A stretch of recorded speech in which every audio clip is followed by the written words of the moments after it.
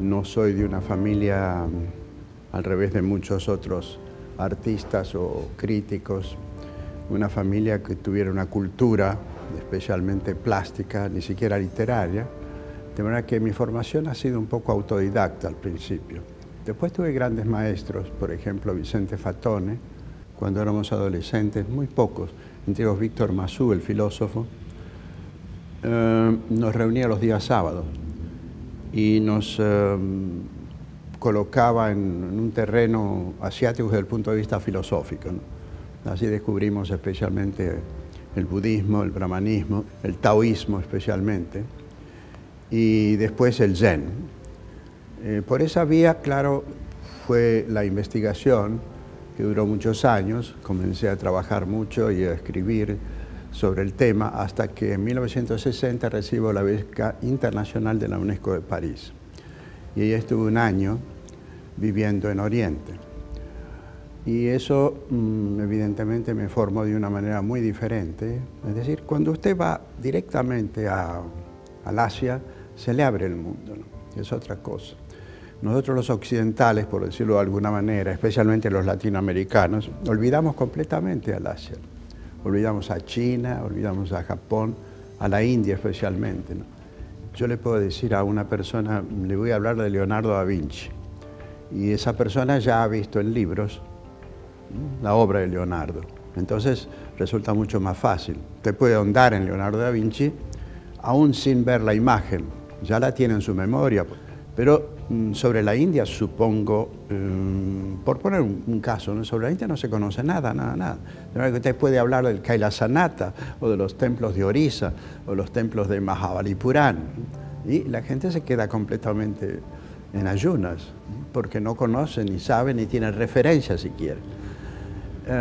Eso es un olvido muy grave en este siglo de la comunicación. Yo diría que no hay comunicación para ver el arte de Oriente. Solamente se ha investigado un poco más en la filosofía. Desde hace algunos años está la moda del Zen, que todo el mundo participa así de una forma completamente epidérmica, absolutamente epidérmica a mi juicio, ¿no? Yo recuerdo una vez estaba frente al Ganges y usted sabe muy bien que va la gente ahí, se sumerge en las aguas del Ganges y siente tiene la sensación, mejor dicho, que va a ser mejor, va a ser más bueno y que algo lo va a salvar, ¿no? Venía recorriendo desde casi 100 kilómetros hasta llegar al Ganges y la procesión de gente descalza, sin comida, le estoy hablando de 1960, 1970, ¿no? En esos viajes más o menos. Ahora está un poco mejor. Y llegaba ahí y yo me hice traducir, porque usted sabe que en la India hay muchos lenguajes, ¿cierto? De manera que me decían que un señor que estaba ahí, un par de señores estaban ahí completamente pobres, casi miserables, que daban gracias por ser pobres. De verdad que esas son las cosas que realmente impresionan y que estamos muy lejos de entender desde Buenos Aires, desde Río, desde cualquier capital del mundo, ¿no? Estamos lejos de entender porque hay un tipo de fe, no sé si está bien o está mal, pero que los distingue completamente.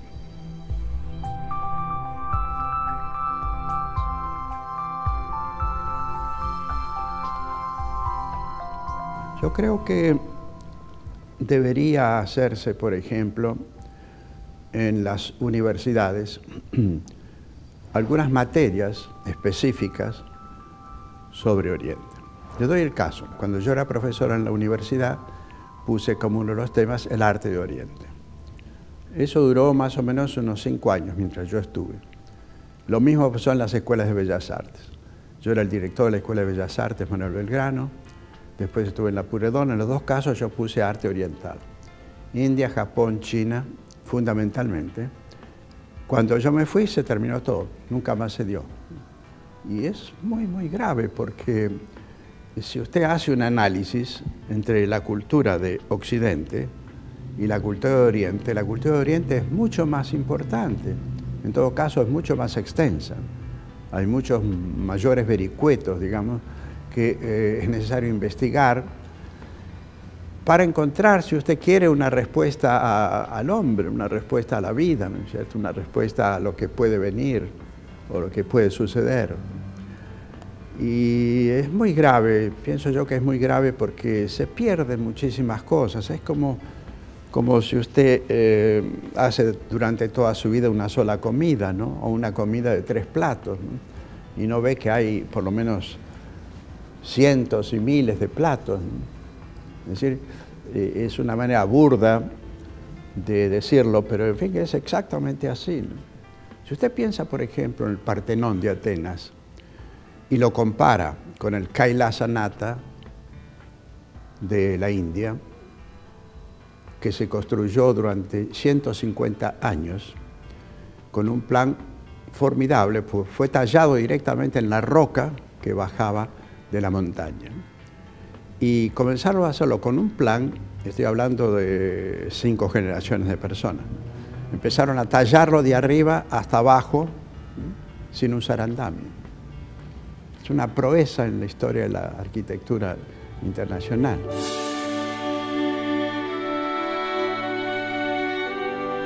Los chinos hicieron hacia 1600 por ahí, una gran antología de los poetas de la época Tang.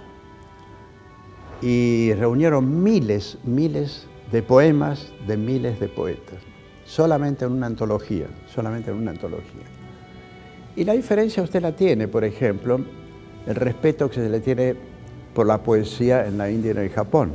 Aquí, si usted en alguna parte dice soy poeta, le van a preguntar ¿y qué oficio más además tiene, ¿no es cierto? No solamente con la poesía, sino con el arte. Estamos, infortunadamente, en nuestro país especialmente, muy olvidados de lo que es la cultura. Creo que cada vez más, infortunadamente. La poesía es una salida interior muy difícil de explicar, no tiene palabras. En la poesía usted siente realmente que está el espíritu del mundo, el espíritu de las cosas. La poesía es intangible, la poesía se siente y nunca me he preocupado demasiado en lo que es, digamos, la respuesta hacia mi pintura o hacia mi poesía, ¿no?